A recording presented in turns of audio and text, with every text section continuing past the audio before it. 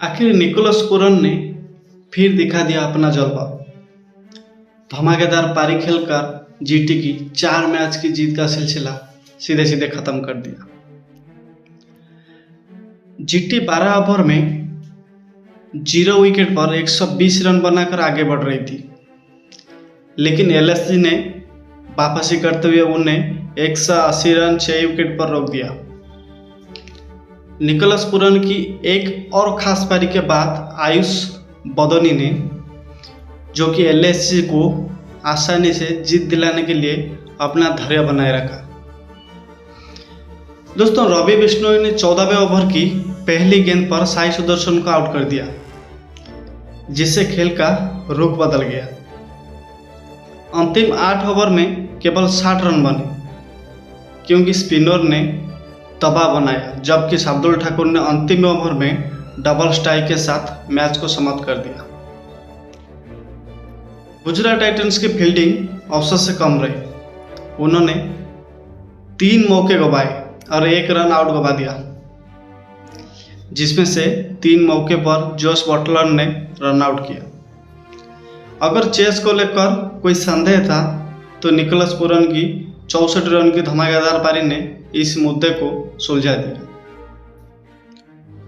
उनके आउट होने के बाद संघर्ष ने निकोलस पूरन की शानदार पारी को उजागर किया और उनके आउट होने के समय एलएसजी का स्कोर 16वें ओवर में 155 रन 3 विकेट था और अंतिम ओवर की तीसरी गेंद पर शेष 26 रन बनाने में उन्हें 4 से अधिक ओवर लगा।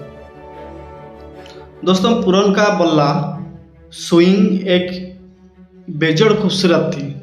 वो एक चेक ड्राइव या चिप्स या पंच नहीं करता, वो अपने पूरे अस्तित्व के साथ उन पर प्रहार करता है। बल्ला अपने चरम पर लगभग अपने सिर के ऊपर झुका हुआ है और ये सफ़ेद गेंद को नष्ट करने के लिए उग्र रूप से नीचे की ओर जाता है और पूरा आकार खत्म करता है जहाँ से शुरू हुआ था।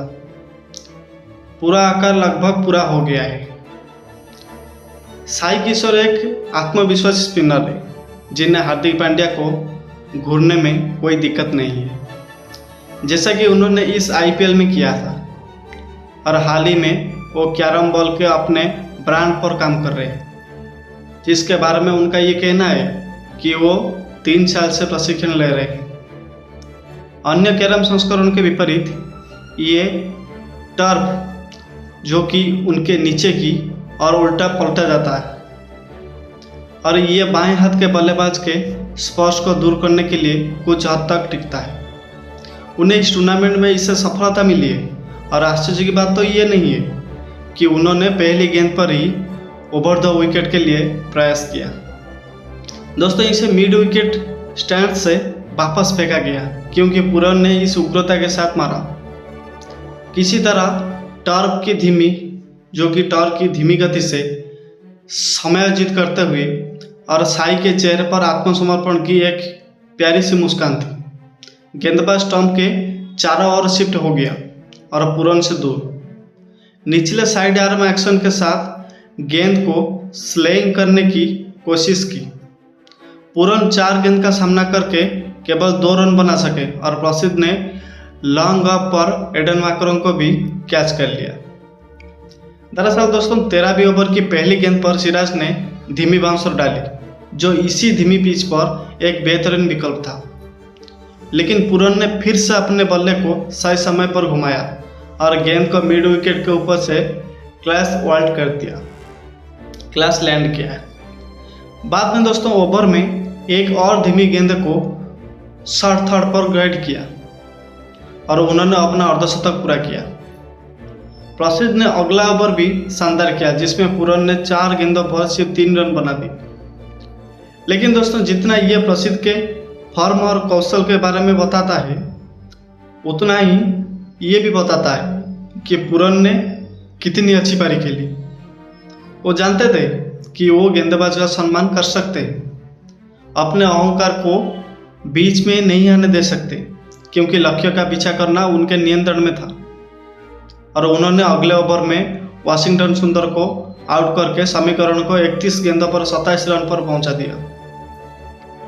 पुरन ने एक बार कहा था, मैं घर घर में मशहूर होना चाहता था। मैं चाहता था कि लोग मुझे बल्लेबाजी करते हुए देखना चाहे रात के 7 बजे हो या सुबह के 4 बजे। मैं लोगों के चेहरे पर मुस्कान लाना चाहता था। आईपीएल में अब तक वो बिल्कुल यही कर रहे हैं। जब पुरन आउट हुए तो खेल पेचीदा स्थिति में था। धीमी पिच पर 2 अपेक्षाकृत नए बल्लेबाज थे। डेविड मिलर ने दूसरा रन लेने का प्रयास किया और क्रीज से काफ़ी दूर थे, लेकिन विकेट कीपर जोस बटलर गेंद को नियंत्रित करने में विफल रहे, क्योंकि उन्होंने बेल्स को हटाने के लिए स्टंप मारा। गेंद उनके दस्तानों से बाहर थी। मिलर बाद में आउट हुए, लेकिन 8 गेंद में आवश्यक 7 रन आयुष बदोनी ने बिना किसी परेशानी से निपटाए, जिन्होंने अंतिम ओवर में किशोर की गेंद पर एक चौका और एक छक्का लगाकर मैच को समाप्त किया। बटलर ने मोहम्मद सिराज की गेंद पर ऋषभ पंत का कैच भी छोड़ा, जिससे एलएसजी को तेज शुरुआत मिली। अरशद खान ने भी माकरम का कैच छोड़ा, जो 28 रन पर थे, और फिर 31 गेंदों में 58 रन बनाकर आउट हो गए।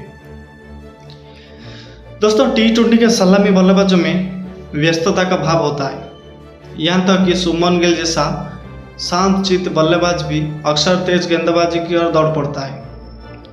साई सुदर्शन नहीं, वो एक पारंपरिक टेस्ट बल्लेबाज की तरह बल्लेबाजी करता है, लेकिन वो टी20 की मांगों को समझता है। वो बैकफुट पर रहना पसंद करता है। उसके लगभग 65% शॉट उसी स्थिति से थे, और वो या तो पंच करता है या ड्राइव करता है। गैप को भरने के लिए अतिरिक्त सावधानी बरतता है। वो अपनी भुजाओं को मोड़कर अपने लिए जगह बनाने की क्षमता भी रखता है, जैसा कि उसने खेल की पहली गेंद पर किया था, जब उसने शार्दुल ठाकुर की एंगलर को कवर साइड पर पंच किया था। इसका परिणाम टूर्नामेंट में एक और ठोस पारी थी, जिसने उन्हें कुछ समय के लिए पुरन से ऑरेंज कैप लेते देखा। तो दोस्तों, इसी विषय को लेकर आपका जो भी राय है हमें कमेंट बॉक्स में ज़रूर बताइए।